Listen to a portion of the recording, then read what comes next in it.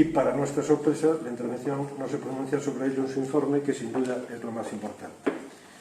Pero no solo sorprende este hecho, sino también el hecho de que se utilice el exceso de financiación afectada en conjunto para pagar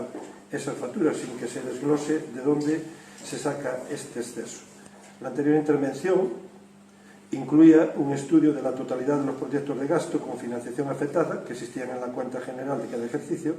por lo que existe un desglose proyecto a proyecto. Eu podo admitir, non, que o Partido Popular, o seu grupo municipal, non estexa de acordo con o reconhecemento desde un punto de vista político, faltaría máis, o que sí que non podemos admitir é que fale de falta de legalidade. Afirmar este tipo de cuestións é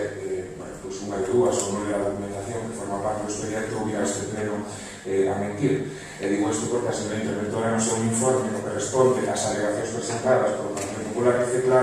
claramente no seu punto número 3 que se estima que o expediente de modificación de crédito aprobado provisionalmente en sesión do 11 de novembro de 2020 se axusta a legalidade e a realidade deste concello. Por lo tanto, o que digo, como non se ve a documentación ou se ven a este pleno a mentir. Sabe que o Partido Popular sí que lee o expediente, o sabe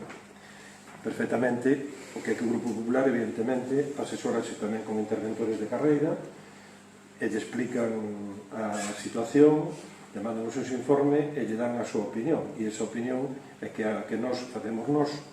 nosa neste momento, e, por lo tanto, é a opinión que defendemos, non é por outra cousa, simplemente que a defensa de, según nos creemos esos informes que nos dan, da legalidade. Muy bien.